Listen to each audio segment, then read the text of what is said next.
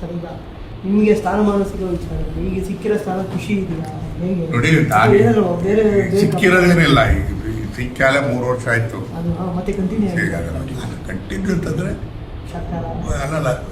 ಈಗ ನಾವು ಹೆಚ್ಚು ಕಡಿಮೆ 15-20 ದಿವಸ ಡೆಲ್ಲಿನಲ್ಲೇ ಆಯಿತು. ಅನೇಕ ಸಭೆಗಳಾಯಿತು. ಸಭೆಗಳಾಗುವಂಥ ಸಂದರ್ಭದಲ್ಲಿ ನಾನು ಇರಬೇಕಾಗಿತ್ತು, ಇರ್ತಿದ್ದೆ.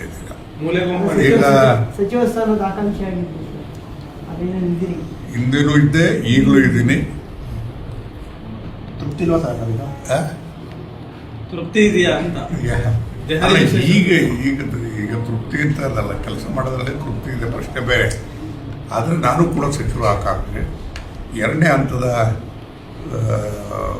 ಪುನರ್ರಚನೆ ಬಹುಶಃ 23-25ರಂಗೆ ಆಗ್ಬೋದು ಅಂತಕ್ಕಂಥ ನಿರೀಕ್ಷೆ ಇದೆ. ಅಲ್ಲಿನ ಚಲನವಲನ ಏನು ಅಂತಕ್ಕಂಥದ್ದು ಗೊತ್ತಿದೆ. ಎಲ್ಲ ಒಂದು ಕಡೆಗೆ ವಿಶ್ವಾಸ ಇದೆ. ಯಾವ ಖಾತೆ ಮೇಲೆ ಆಸೆ ಪಟ್ಟಿದ್ದೀರಿ? ಖಾತೆ ಗೀತೆ ಎಲ್ಲ ಮೊದಲು ಪುನರ್ರಚನೆಯಲ್ಲಿ ಸಚಿವ ಸಂಪುಟ ನಂದಿದೆ. ಮತ್ತೆ ಕಾನೂನು ಸಚಿವರಾಗ್ತೀರಾ ಅಂತ ಏನಾಗ್ತದೆ, ಏನು ಕೊಡ್ತಾರೆ ಅಂತ ಹೇಳಿ, ಯಾವ ಖಾತೆ ಏನು ಅಂತಕ್ಕಂಥ ಪ್ರಶ್ನೆ ಅದು ಮುಖ್ಯಮಂತ್ರಿಗಳಿಗೆ ವರಿಷ್ಠರಿಗೆ ಬಿಟ್ಟಿರ್ತಕ್ಕಂಥದ್ದು. ಯಾರನ್ನು ಭೇಟಿ ಮಾಡಿದ್ರಿ ಸರ್ ವರಿಷ್ಠರು ಡೆಲ್ಲಿಯಲ್ಲಿ? ನಾನು ಎಲ್ಲರನ್ನೂ ಭೇಟಿ ಮಾಡಿದ್ದೀನಿ. ಏನು ರೆಸ್ಪಾನ್ಸ್?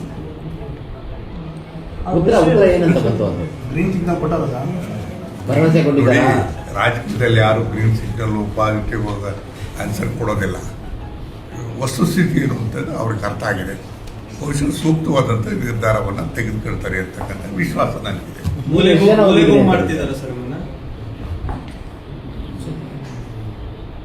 ಮೂಲೆ ಗುಂಪಾಗಿದ್ರೆ ನಾನು ಡೆಲ್ಲಿನಲ್ಲಿ ಇದ್ದು ಕೇಂದ್ರದ ಎಲ್ಲ ಸಚಿವರ ಹತ್ರ ರಾಜ್ಯದ ಸಮಸ್ಯೆಗಳನ್ನ ಮಾತಾಡೋಕ್ಕಾಗ್ತಿತ್ತ?